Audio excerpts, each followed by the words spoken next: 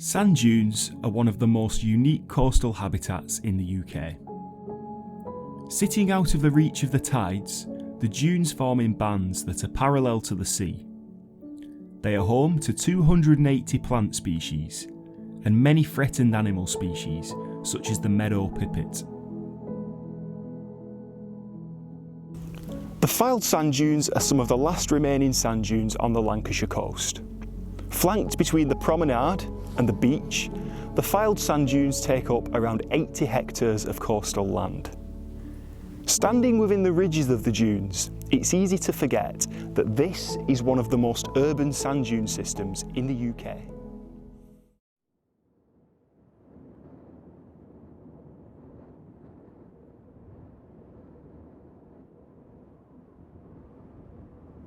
A sand dune forms when grains of sand are blown inland by an onshore wind. The sand mostly moves by a process called saltation, bouncing along the beach until it hits an obstacle such as a piece of driftwood. Some sand is also carried on the wind, but these airborne grains are usually travelling too high to be caught on an obstacle on the beach.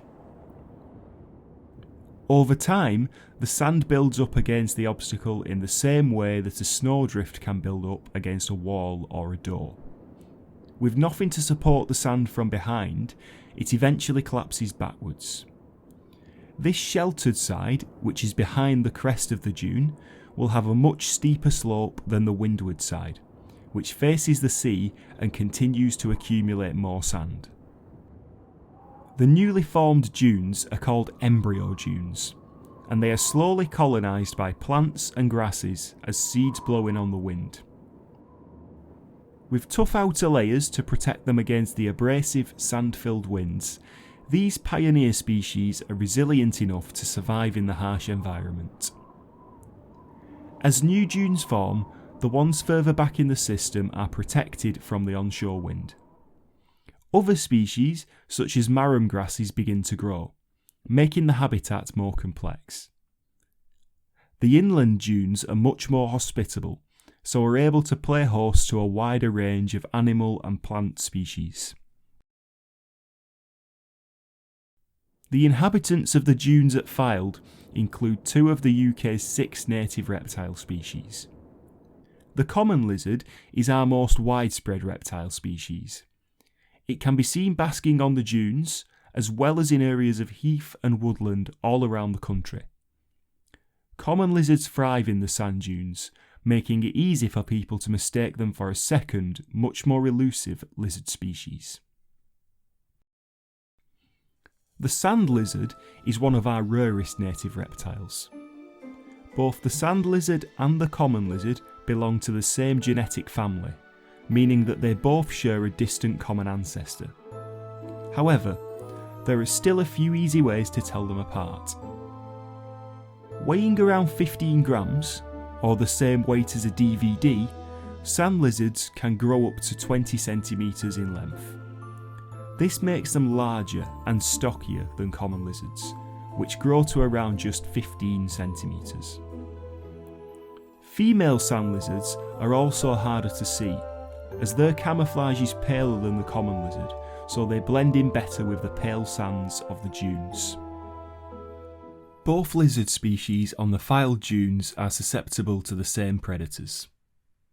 If they stray too far onto the open sands, any lizards will make easy pickings for magpies, cats, and birds of prey. A kestrel. Sitting atop a lamppost, it steadies its view of the terrain below. Common prey for kestrels includes voles, mice, and shrews, but as it presides over the dunes, this kestrel has a different target in its sights. A female sand lizard's camouflage makes it remarkably difficult to spot from above. Male sand lizards, however, are easier pickings due to their bright green flanks that appear around mating season. Staying still is their only way to outwit this specialised aerial predator. The kestrel takes flight after spotting some movement below. Even when airborne, its head remains steady, so the lizards must be completely stationary to avoid detection.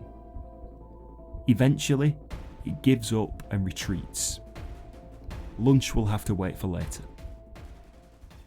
By staying still, any sand lizards have survived this encounter, but with a lifespan of up to 20 years, there will be many more to come. And unfortunately for the lizards, the kestrels are not the only threat they face in the dunes. The dunes may be one of the UK's most unique habitats, but they are also among the country's most delicate and threatened. The Fylde Sand Dunes are a designated site of special scientific interest. This means that the site is carefully monitored and protected to make sure that the dunes and the species that live here are not damaged.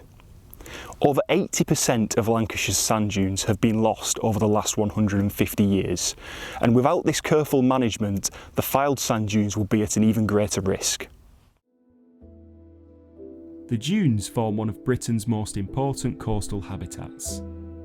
As well as being home to many rare species, they provide a natural and robust coastal defence. Only the most intense storms travelling inland can overwhelm this barrier, but climate change increases the risk of sand dune erosion for extreme weather. Erosion is also accelerated by human activity, including people walking and playing on the dunes. As these processes damage the dunes, the sand lizards become victim of a process called habitat fragmentation. Over time, habitat damage can divide an area into many smaller, disconnected ones. Within these smaller areas, the sand lizards have less food, territory, and other resources they need to survive. There are also more transitionary parts between the areas which are inhospitable to the lizards. One of the most permanent forms of habitat fragmentation is building roads through habitats such as woodlands and meadows. By making the world more connected for humans, we make cuts that leave scars on the natural world.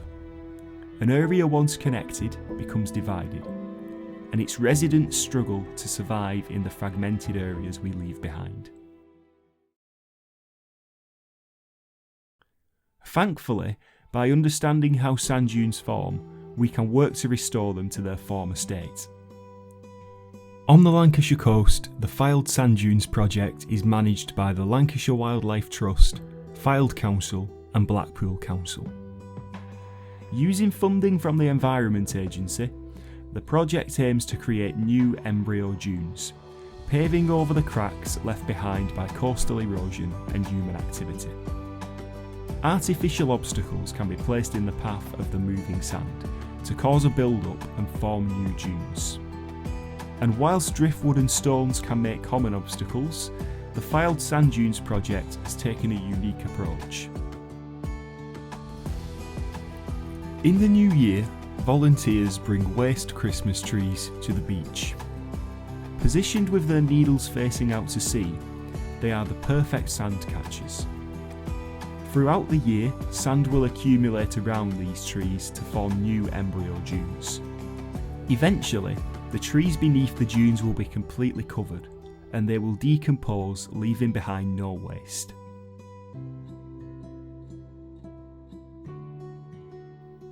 The restoration of the dunes has been a great success, and in 2018 the decision was taken to release captive bred sand lizards into the dunes. Since then, over 400 lizards have been released onto the Fylde Dunes, and the new population seems to have migrated around 60 metres from the release site. The newly released lizards are harmless to people and pets passing through the area. Although sand lizards are carnivores, their size limits them to eating insects and spiders, as well as the occasional slug or worm. The release of captive sand lizards onto the dunes is a great case study for conservation, and it wouldn't be possible without the united front between the partnered organisations.